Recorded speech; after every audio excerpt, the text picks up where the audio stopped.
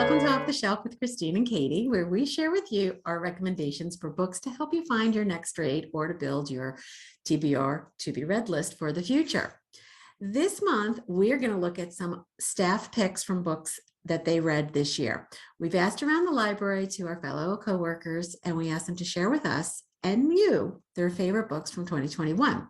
These books cover many genres, so we are sure you will find something to intrigue you.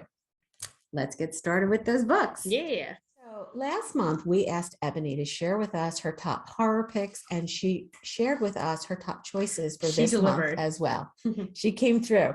So her top 5 books for 2021 so far that she has read are as follows. Number 1 was True Grit by Charles Portis. This is the most famous novel by Charles Portis.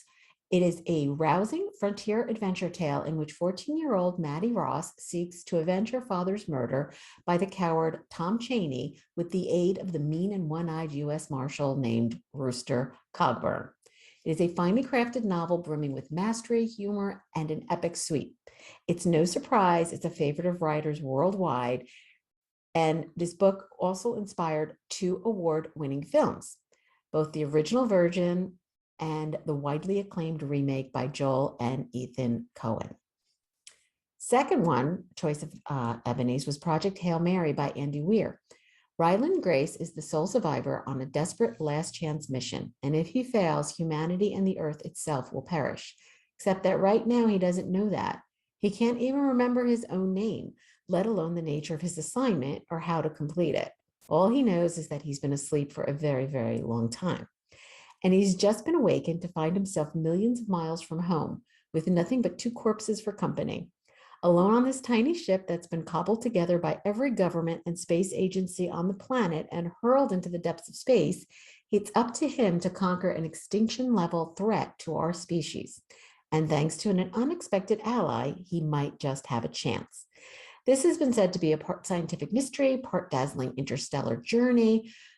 It's a tale of discovery, speculation, and a survival tale to rival The Martian, which was this author's first book, while taking us to places it never dreamed of going. I also highly recommend watching The Martian. Yes. It's really fascinating. I very much enjoyed The Martian, so I'm really looking forward to Project Hail Mary, especially since Ebony recommended it as well. Her other pick that I have here is 7 Husbands of Evelyn Hugo by Taylor Jenkins Reid, An aging starlet with 7 marriages behind her generously offers the rights to her memoir to an inexperienced writer at a heartbreaking cost. Monique Grant is stunned when Hollywood legend Evelyn Hugo grants an exclusive interview to her over more seasoned journalists. But when she's also chosen to publish Evelyn's final confessions after her death, she learns that the 79-year-old actress has enough life experience for them both. The celebrity tell-all style is a departure from Reid's previous books, but Evelyn Hugo is a character who can demand top billing. When asked if it bothers her that all anyone talks about when they talk about you are the 7 husbands of Evelyn Hugo, she says no, because they are just husbands. I am Evelyn Hugo. Reid's heroine reveals her darkest secrets as if she were wiping off makeup at the end of the night, a celebration of human frailty that speaks to Marilyn Monroe and Elizabeth Taylor in us all. After you read me that quote, I added that so fast to my to-be read list. I just wanted to side note that. Lovely quote. And Ebony commented that both Project Hail Mary and the 7 Husbands of Evelyn Hugo were favorites of hers this year, but both were by authors that she did not like their previous first books. And it was a nice surprise to actually, try this author again and say, hey, I like this. So that's sometimes a nice thing to do. So sometimes you change. Yes. Katie, you want to go to some more that we have from Ebony? Yes. So the other picks from Ebony were Still Alice by Lisa Genova. And Still Alice is a compelling debut novel about a 50-year-old woman's sudden descent into early onset Alzheimer's disease, written by the first-time author Lisa Genova, who holds a PhD in neuroscience from Harvard University. So I know you've seen the movie, and so have I. I have not seen the movie yet. Oh, you have? I have read the book. You've read the book. quite a few years ago. Mm-hmm. And I will tell you, it still haunts me. It was so heartbreaking watching this really vibrant, intelligent woman descend. Yes. And deteriorate, and how the people in her life treated her. Some good, some not so good. Right. And I also just wanted to side note that the movie is also really great. All the cast was amazing. And I actually have a personal experience with the movie where I was interning at Columbia when they were filming the movie, so they had blocked it off. So I highly recommend the movie. And I know you recommend the book, which I have not read. So I'm also looking forward to reading it, and you should watch it. I will watch it. Yes. Definitely. And the next one Ebony recommends is Uzumaki by Junji Ito. And it's about Kurazuchu, a small fog-bound town on the coast of Japan, is cursed. According to Suji Sato, the withdrawn boyfriend of teenager Kiriko Shima, their town is haunted not by a person or being, but by a pattern Uzumaki, the spiral, the hypnotic secret shape of the world. And it is a masterpiece horror manga, and it's literally a whirlpool of terror.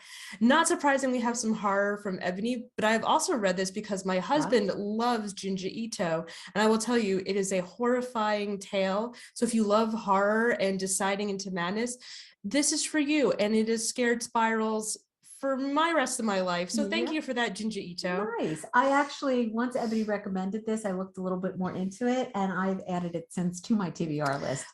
It'll fit one of my reading prompts in one of my challenges, which is fair warning. Nice. It will haunt you. Great. All right. And you want to take the next one? Sure. So this book was recommended by both our director and Annie as well. This is called Local Woman Missing by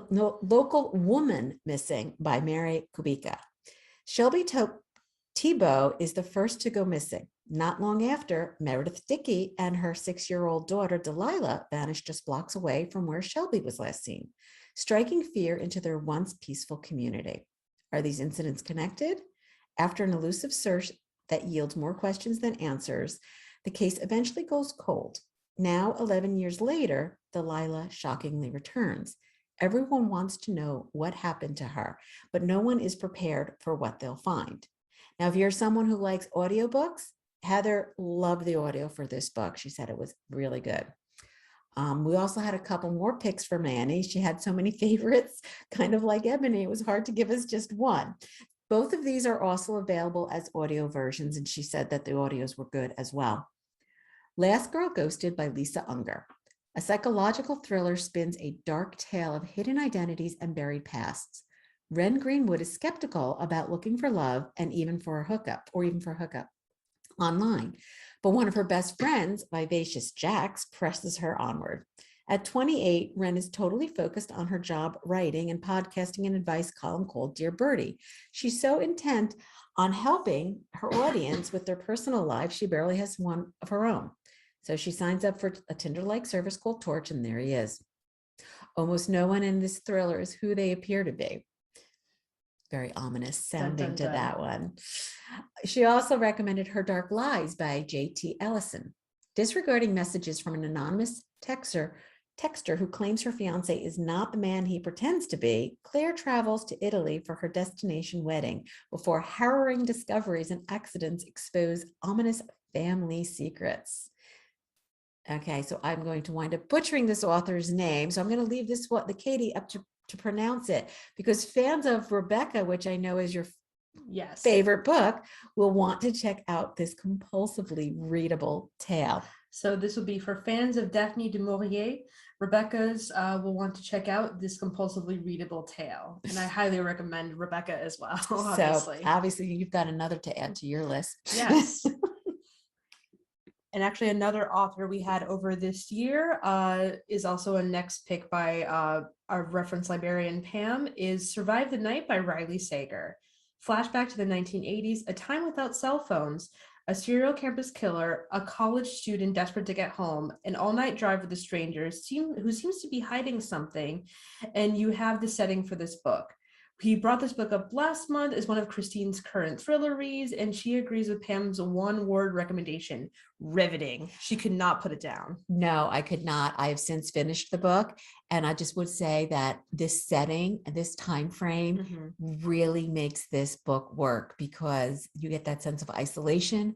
There's no immediate contact.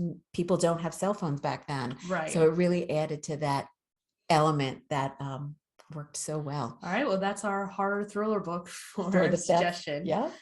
And another recommendation from our reference librarian, Kate, is Vanderbilt, The Rise and Fall of an American Dynasty by B. Anderson Cooper and Catherine Howe. Anderson Cooper chronicles the rise and fall of a legendary American dynasty, his own mother's family, the Vanderbilts. There's an old saying to the effect that the first generation makes the money, the second expands the fortune, and the third squanders it. So it was with the Vanderbilts. Suicides, affairs, bad business deals, fierce rivalries, and occasionally an outburst of good sense marks these pages, along with moments of tragedy, such as the loss of one ancestor in the sinking of the Lusitania, a sturdy family history that also serves as a pointed lesson in how to lose fortune. Yeah, I'm going to have to say, before you read what Kate had to say about the book, it appears that a lot of our patrons also agree that this is a must read. There is still a huge wait list for our copies of this book. And I'm also not surprised that Kate picked a historical book. Yes, especially as an option for the history book club, which is also here at the library. So if that is something you're interested in, feel free to check it out on our calendar for future dates. Yes. And just wanted to note Kate's comments here. She loved how there were so many stories within the story about the Vanderbilt family members. Anderson Cooper, along with historian Catherine Howe, wrote a biography that reads almost like a novel. The additional historical tidbits about New York City and Newport society during the Gilded Age was also really interesting. It does sound fascinating. It does. I guess I'm going to be getting on that wait list soon. Yes, there is a list. So if you want to get on it, please register on our catalog. In our catalog, yeah. So now our social media publicist, Jenna, came up with 2 picks that she really enjoyed, and this is what she had to say about them. The first one was Zero Fail, The Rise and Fall of the Secret Service by Carol Leoning. Zero Fail was a fascinating true story of the Secret Service that spans the agency's origins as a law enforcement division tasked with investigating and combating counterfeit currency, to the understaffed yet tight-knit brotherhood of the Kennedy era, to the scandals and arrogant misconduct of the Obama and Trump years. Leoning, an investigative reporter with the Washington Post, interviewed dozens of current and retired agents to write this book, and their stories make this a fast-paced, truly interesting journey through the evolution of this dedicated but troubled agency. Jenna also read recently that the book will be adapted into a television series, but that's still in early development. So for all you nonfiction history buffs out there, that would be a good pick. Something to look forward to. Mm-hmm.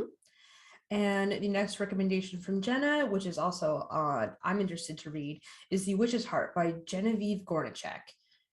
So on this book, Genevieve Gornichek reimagines the North myth of Agrabahtis, probably butchering that, I apologize, a banished witch who falls in love with a legendary trickster Loki and risks the wrath of the gods as she raises an unconventional family with him. She notes here, I absolutely love this book. Yes, it's a reimagining of Norse mythology, but it's often surprising and emotional in spite of one's familiarity with some of these myths. The characters always felt rich and real, though their loves, longings, and sorrows. I was riveted to the last page. Great recommendation from Jenna. Yeah. So now this month, we also decided to get some team picks by our team librarian, Marissa. We asked her to give us her top picks. So if you're like someone who likes to dabble in young adults, as we do, then these readings are just for you. First one we have is Last Night at the Telegraph Club by Melinda Lowe. In this book, Melinda Lowe delves into the historical events such as the Red Scare and the bar raids of the 1950s. I really enjoyed reading about this time period because it was not something that I learned about in school and found that I wanted to learn even more. Enjoyed the main character's story as she discovered her queer identity and her heritage as a Chinese American. Then Marissa also had this to say about Lore by Alexandra Bracken. This book has been described as the Hunger Games meets Greek mythology. This is what initially led me to read the book, especially because I have always loved Greek myths. This book does have a lot of information to pack in so that the reader fully understands Lore's backstory, but I really enjoy the mythology mixed with Bracken's own take on the myth. Interesting. And the next book she recommended is Tokyo Ever After by Emiko Jean. This is a light and fluffy book about a girl who discovers that she is a Japanese princess. Watching the main character connect with her father was very heartwarming, and I really enjoyed learning her culture. This is perfect for fans of The Princess Diary and a Reese Witherspoon book club pick. I also do love The Princess Diaries. Me too. And the last book we have to recommend you is The House of Hollow by Crystal Sutherland. This book was very creepy and perfect to read in October. There are several twists and turns that the reader does not see coming. There are some elements of magical realism that readers may not have picked up on when they first picked up the book. Sounds interesting. So there you have the 2021 staff picks from the Middletown Public Library. Like we said, covers a wide range of genres. These are books that we staff here enjoyed, and they recommend for you to check out. If you're looking for an additional recommendation, you could always fill out a recommendation form on our book recommendation page. And we will link below in this video as well. And you'll see a list of these books there as well. Now, in a couple of weeks, we're also going to share with you the books that you as patrons picked as your favorites just by how many times they checked out. So it'll be pretty interesting. And we're just looking forward to share with you what you liked to read. Yeah. For now, this is Christine and Katie, and we'll see you in a little bit. All righty, signing off. See you guys. Bye.